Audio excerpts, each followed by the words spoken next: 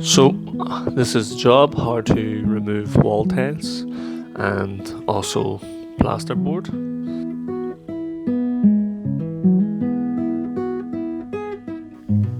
The tools you're going to need, you might need a kango. You're obviously going to need your leads for the kango and the 110 box for safety. So hand tools, some heavy bolsters, chisels, hammers, heavy hammer, and a brickies chipping hammer. Come in very handy, so it will. And these ones are Spear & Jackson, the brand new set of tools. This old chisel. Just anything you think you might be handy. It's your safety equipment. Goggles, gloves, safety mask, ear protection. Whether you use earplugs or proper ear defenders. And you're going to need to pick up your rubbish, put it in bags, buckets, anything. Sort of try and keep it clean as you go, keep it safe. And some black bags too. Brush and shovel, obviously, for lifting it also. And a hop up to get to the top, of course. What I have to do here is actually, I'm going to have to get up and take that wee strip along the top off. So the wee strip that's on the ceiling, right along there, it's sort of holding the last pieces up. It's like a wee trim, like a wee cornice. Obviously gear up for safety. Just using gloves for this one because we're going to be pulling the wood off. Now originally I thought this would just be tacked on to the ceiling. Sometimes you find it's glued and tacked, and most times even when it's glued it comes off the tiles quite easy on jobs. But this one, as you can see, has been well fixed. There's quite big nails in it, and they've grip filled it to the tiles, and the grip fill has really took good hold. So much so on some walls it actually ripped the tiles off as I was taking it off. On this job in particular, I don't have to worry too much about damaging the wooden ceiling as it will be getting pulled down also. So I don't need to worry about if I bust the ceiling or anything too much. I'll try my best not to, because it's just going to lead to further hard work down the line. And you can see I'm going at this pretty aggressively, and it's holding on well. So bear in mind, these jobs, even from the get-go, things might happen that are not expected, may take longer, and you might come into some unforeseen things. Originally my idea was I would be taking the tiles off and the wooden ceiling off and just replastering, but obviously from the title it comes into a wee bit more. So goggles on, mask on, ear protectors in, gloves on, and forgot to mention at the start, you will need safety boots because tiles will be falling steel toe in these goodies. And the tools of choice, I actually put everything up on the hop up beside myself, so I'm not jumping up and down off the hop up. And I'm going to be just mostly going with the hand tools here because it is plasterboard in behind these walls here. Not all the walls, some are solid, and obviously the kango would just burst right through them using the drill to chip at them. So the reason I start at the top is quite simple. It's not falling on your head then. If you're taking tiles off and you're starting at the bottom, the ones at the top could come loose and drop down on you with a lot more force than if what I'm doing here is staying up level with them and keeping my head level with them so nothing can fall on my head. The head is the important part, of course. So just going between the chisels and stuff, trying to get something that's comfortable and something that works good. You can see these tiles have been actually installed quite well in my opinion. They do come off whole, but a lot of them did fight quite a lot as well, so be prepared to work hard when you're removing tiles. And like I said, not everything will go to plan. You might you might find things hidden under them tiles, same as when you're taking wallpaper off that you didn't know about and that you might need to make safe or just make better, you know. But again, I do think whoever tiled this did a good job. It was a good job while it lasted. Obviously they're going to remodel their whole bathroom, so I think they're putting PVC paneling on, so they need the tiles off and they want the whole place replastered back to new. So I'm in doing the hard work now. The plumber has took off all his fittings. It'd be very important if you're going to take tiles off to make sure you get the likes of your sink off, your toilet, especially if you're keeping them, get them out, get them safe. And now's the time, if you're moving things, to do all that when you're taking the tiles off. Have maybe the plumber arranged to refit them, get his first fix done, so he knows, you know, that they're gonna fit. Maybe we dry fit with the toilet, the sink and stuff, make sure everything's gonna fit. So obviously you don't want anything new in the way when you're pulling tiles off, or if you're, like I said, you're keeping the sink or the toilet and the shower tray, you wanna, certain shower trays you probably can't move them, so you'll really want to cover them up, put some blankets over them or loads of dust sheets and bits of paper or something just to stop anything falling and impacting them. But as you can see, I'm starting at the top. But most times when you get going with tiles, they will come. You can get onto them there. And the Spear and Jackson tools I'm using are working brilliantly. As you can see, I could go more aggressively, but like I said, I was trying to save the plasterboard in behind, so that it was just a matter of maybe bond and skim, or if I could scrape the adhesive off and re-skim. Tend to find the less bonding you use in a bathroom the better, as bonding's not great for when it comes to anything moisture. It's a big no-no. You can see there where I've kind of busted through, and I thought, okay, I can patch that bit of plasterboard up. But you will see here shortly that it's not just as simple as the one hole, as I'm starting to find that it's getting softer and softer the lower I get here.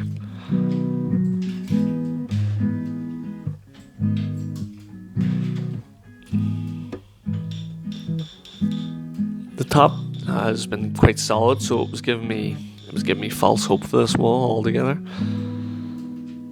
Sometimes you'll find in a shower or around the top of a bath that if there's plasterboard there and moisture has been hitting it over the years, that the plasterboard can absorb it and become soft and crumbly and damaged, which then it's no good, so it will need replaced. Where I think I've just damaged this part at the minute, and that's why I haven't just decided to pull the whole wall off yet, as I'm still thinking that I just damaged this one part, even though I have been going at it quite easy. You'll see here shortly what's happening. So yeah, that's where I figured out that the wall's been getting a lot more damp over the years than first expected. You can see the black mold, so very, very important to have your mask on. That stuff's pretty deadly, along with all the dust, the silica. Pretty bad for the lungs. So at this stage I'm thinking maybe it's just this part in the bottom left corner, but that's why I'm poking away at the bottom. But definitely I came to the conclusion quick enough that the whole wall will need stripped and re-plasterboarded fresh and re-plastered all fresh. As you can see that now the tiles are even taking the plasterboard off with it because it's so soft in behind.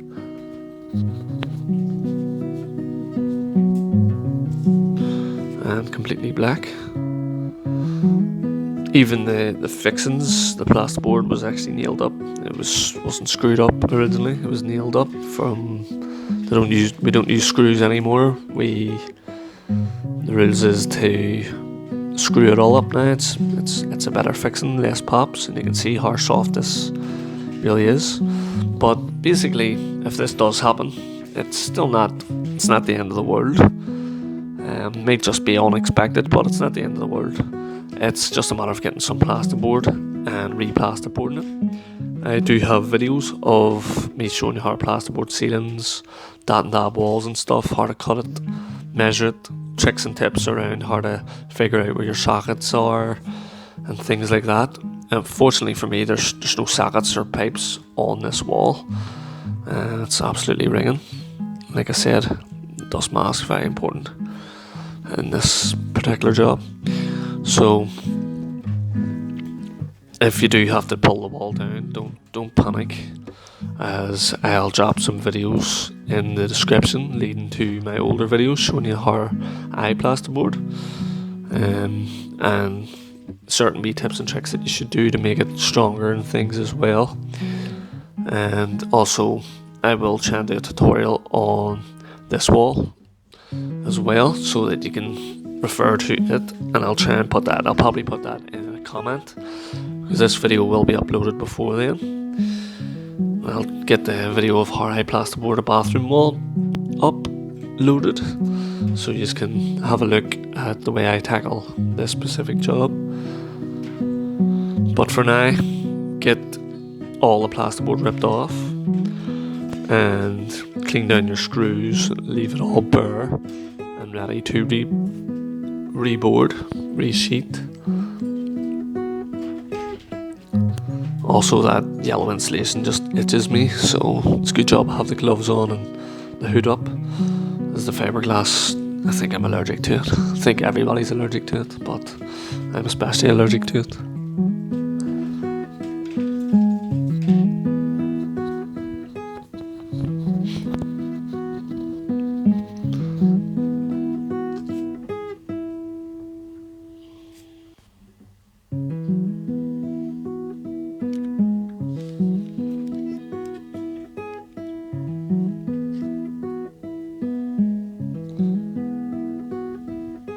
So you can see the mess accumulating up, and you should try your best to clean up regularly as you go,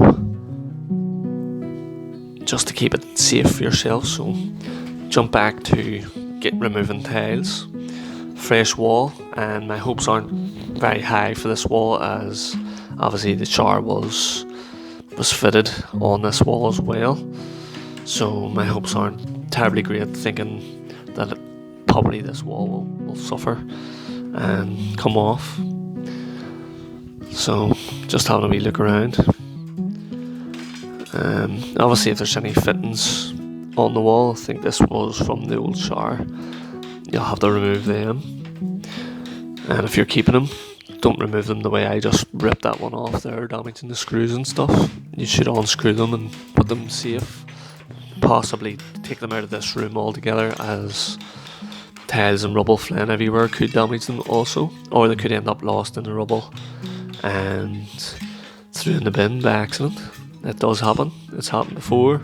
Tools get lost in messy areas, and accidents do happen in messy work environments. So I definitely can't stress enough just to try and not let the rubble accumulate too much, or even brush it all up into one corner that you're not working. Just constantly try and get into a good habit that way. And you can see there from the timber that I've already pulled this wee strap off along the top there.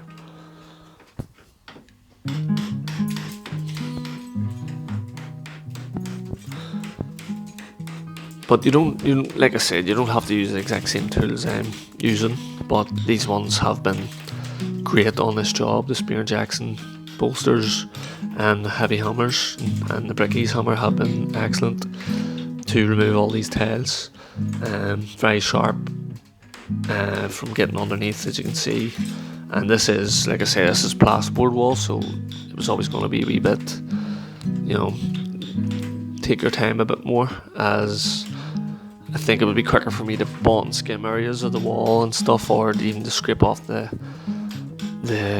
tile adhesive than run and get plasterboards that hadn't been accounted for, and then obviously plasterboard it and then plaster it again. So just think it'd be quicker to bond and skim for the likes of me. It might be quicker for most of you guys just to pull it all off and start fresh with fresh plasterboard.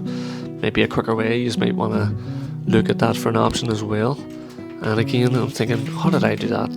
But I obviously didn't. That was...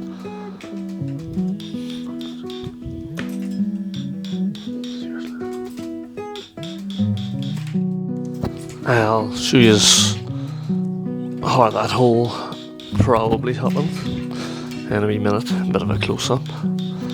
So, just if you're interested anyway.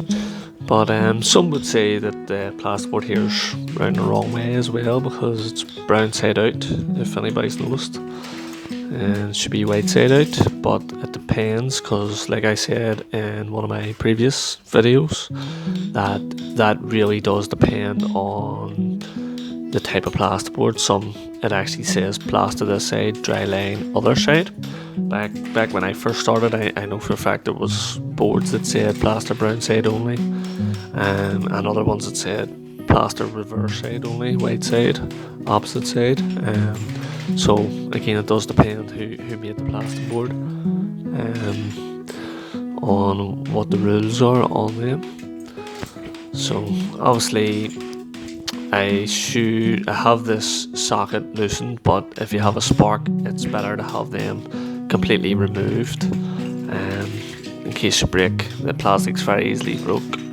But I'm just working, like I said, on the plasterboard. I'm taking my time. I'm not doing anything too crazy, and just working around it gently, because like I said, don't want to damage plasterboard if I don't have to. And I'm still also thinking about the walls and stuff on the other side. You don't want to be hammering and blattering too hard and possibly causing cracks and nail pops and things on the other side. Obviously, yes, that could all happen, but you'd be trying your best to avoid it at all costs. Less damage the better. Again, sometimes screws put up a hell of a fight and need a lot of leverage. But yeah, I when I first seen that hole, I thought I did that myself up above, and then I looked at it and looked at where the shower was down there, and I thought, wonder, was there a pipe coming out there at one stage, because the hole is quite neat. But then there's actually writing around the hole, so I'll show you that up close to see what you think later on here. But yeah, just still working top to bottom. And yes, some plaster might come off back to the plasterboard, and some might not.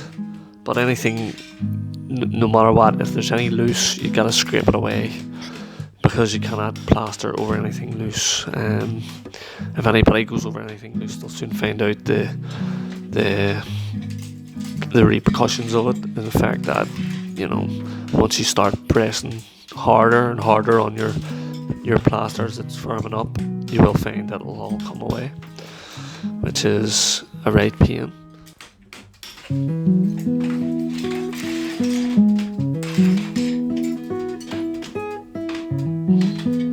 So this is the part where I'm starting to think it might start be getting softer, but luckily it's not. The only damage is that hole up above and the hole for the actual shower pipes. So I'll show you this now. Sorry, it's very close, but this is how good this wee chipping hammer is at getting in behind as well.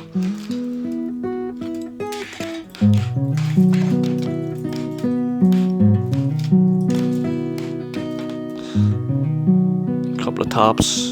You don't need to press too hard. If you get some nice taps underneath, you don't need to leverage it too much, as that's what I'm trying to avoid.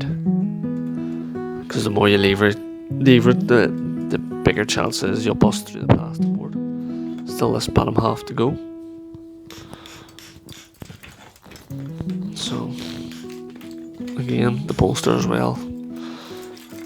Obviously, the more tools you have sitting, as long as you have them sitting somewhere nice and neat, the more options you have for certain areas. Some areas might be awkward or harder to get at than others.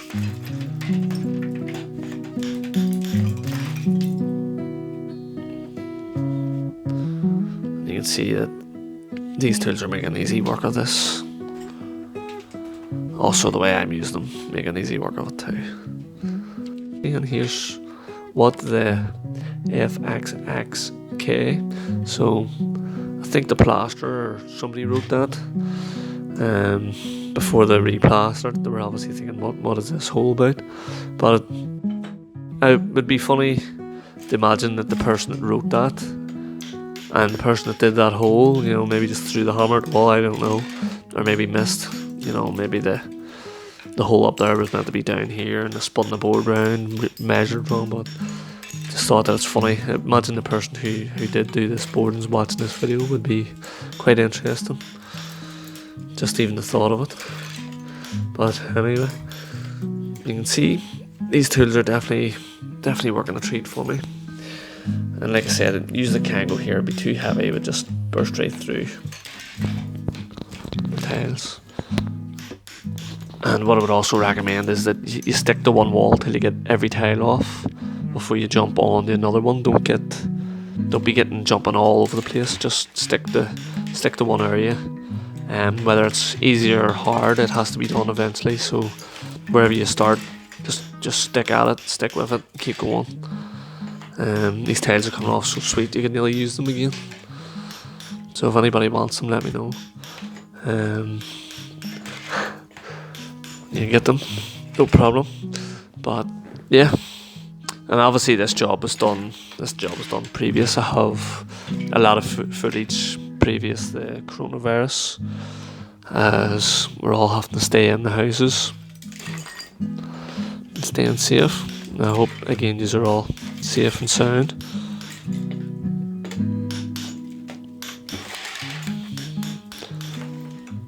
So obviously this wall is going to need to be tastable and the level out and straighten it up. So that's 2 walls down, and 2 to go.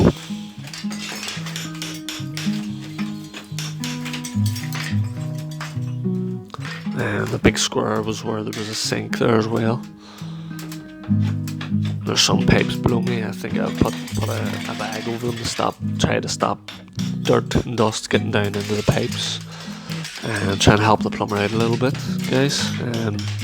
Every trade's hard enough as it is, so if you're always thinking about the guy coming up in behind you, then you know it will serve you in the long run. Especially if it's your own house, if you're doing a DIY project and you know. Oops. But like I said, if it's a DIY project and you're gonna be doing the plumbing yourself, I don't know, you know, it's something to think about, keeping the pipes clean and safe, or whether there's a plumber coming behind you, you want his job to be as easy as possible as well. And if you're recording, try to keep the camera in a safe distance from the flying debris. As you can see, it's knocked this camera stinking. Let me reset this. Here we go. Still working. Don't know what happened there. Don't know why it went blurry. If there's anybody who knows a lot about cameras, you can let me know in the comments why it went blurry after being hit by a flying tile. Suppose if we get hit, that's why I'm saying, you know, even if you want to wear a hard hat, you know, wear a hard hat. Stop your head getting cut open, or your eyes going all blurry vision when it cracks you. But I'll try my best not to hit the camera again. That wall's coming off lovely and clean. So onto the last wall, the window wall, and this wall's a solid block wall. So I can go with the kango, and what I was showing you there with the lead was try to be sensible with the lead. It's obviously, it can trip you, and obviously the falling debris could cut the wire, which then could electrocute you, and at the very least it will damage your drill. So you'll have to think about where you place your wire and your leads and stuff. You want to keep them safe and sensible out of the way. Sorry if I keep on banging on about safety, but believe it or not, people actually pull me on my videos about not wearing goggles and glasses and stuff too. So I always have safety in my mind as well, guys. You can see how the kango is 10 times quicker, but you know, it's not sensible to use a kango hammer on a plasterboard wall. It's just going to cause more damage than it's worth. Saying that now, when you get to the window, you will want to be careful, make sure nothing can fall to hit the window. I've actually opened the top part of the window so that nothing can hit the top part. Let some fresh air in, let the dust out a wee bit as well, so that I can breathe, even helping the mask out a wee bit there. So you will want to try and ventilate the room as much as possible if there's a window. Obviously still have a wee bit of corner plasterboard to pull off up there. But I think it can be somewhat satisfying to watch the tiles being obliterated off the wall.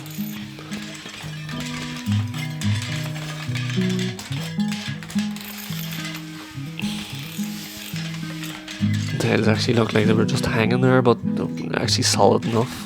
Like I say, I do think the tiler had done a good job originally.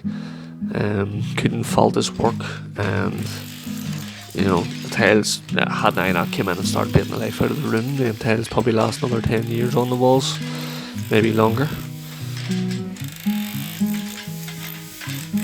The vibration's the thing that it'll take apart plaster and tiles and adhesive. Something to bear in mind, guys. That's why plaster cracks is 9 times out of 10 is vibration. It's movement. Movement is definitely what will cause plaster to crack. So you can see I swapped the kango now, as I'm trying to be very careful around the window. You definitely do not want to end up having to buy a new pane of glass or get a window fitter in to repair the glass. So you'll want to take your time around the window.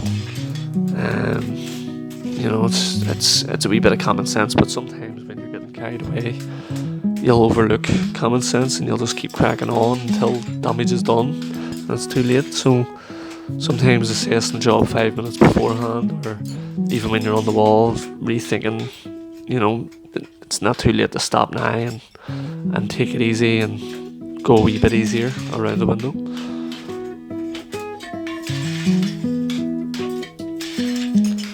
And like I said, once you get all the tiles off, that's the labouring job done. It's really just clean up then, but you might want to try and scrape off anything that's loose.